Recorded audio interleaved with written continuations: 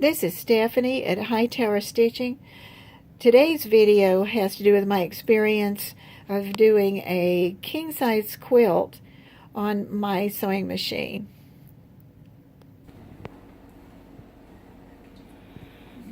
This is the quilt that I've been working on, the king-size quilt, and it's quite a sight. We had to lay it out and put the backing on it. The backing is made out of three 10-foot pieces that are stitched together, and we had it spread out over the living room dining room floor, and I was really glad to have a helper. After we had all the layers put together and we pinned them all over really well, the quilting fun part began. I was going to quilt using my ruler foot and walking foot.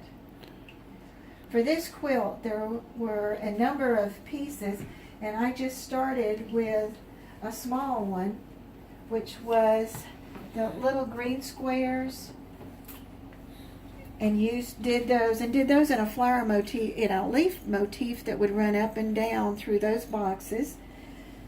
And then there's a little white box, 2.5 inch square, and that one got sort of a swirl inside. And then there were the large white and green pieces, and I put a box in those, incorporated, so that pulled all those pieces together. Then finally I was down to the last piece, and I hadn't done any of those, and it was the 5-inch red squares. There were going to be 50 of those. So I decided I better get a plan to come up with those 50, because I did not want to do them all the same. It stopped. Nope. So what I started with was drawing some paper pieces that were 5.5 inches squares, because I had to get a perspective, an idea of what actually would fit inside of there and how big it would have to be. So these are some samples of the blocks that I did. Then the night before I got ready to start, I said, well, now I'm going to get a better idea of the perspective by actually doing some of the squares. So I marked those out, and I played with different ideas that would go into those.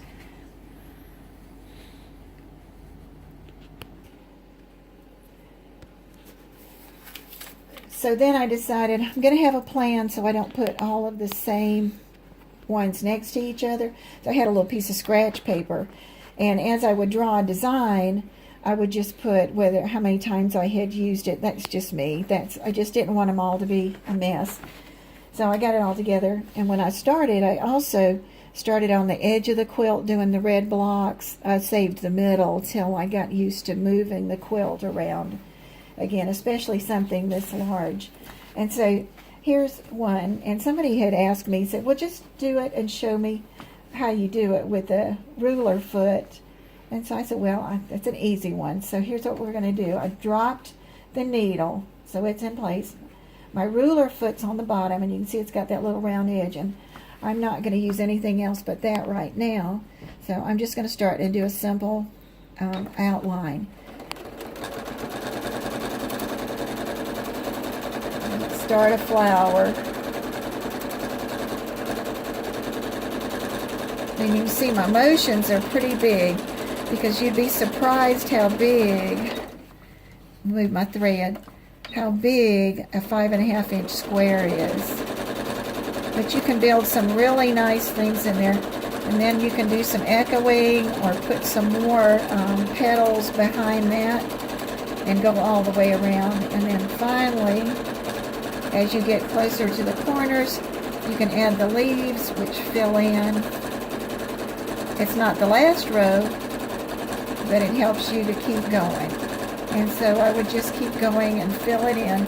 And this one I didn't add any other parts to it. I just kept doing the same motif and building on that. And you can see this one I'm just having fun with, and for your benefit, and I just love it. And then it turns out so good, it doesn't have to be taken out. So I'm going to pull that one to a stop for a minute. I'm just going to let it go back a minute, and this one I'm just going to let it cut off.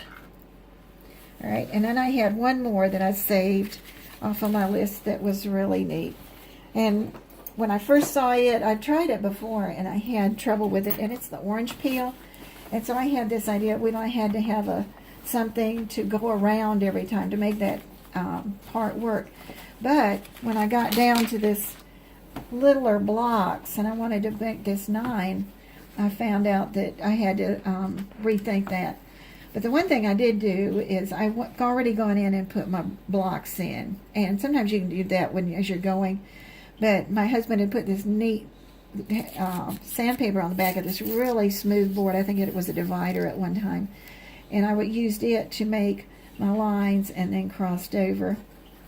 But here's where I was going to start for the orange peel. I'm going to drop my needle. Get my thread out of the way. Get ready to start. And you got to have your mind set when you get ready to go. Think where you're going to go. And I found out that with these small ones and with practice, that I could pretty much make my orange peel myself. And you want it, because you're doing free motion, and you usually want to have a continuous line. You think ahead to what would do that. So that's why I'm doing those loops the way I'm doing those. Now I'm going to carefully go back.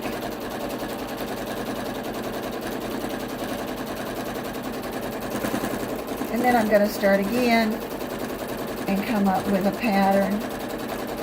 And there's a lot of different ways to do the orange peel.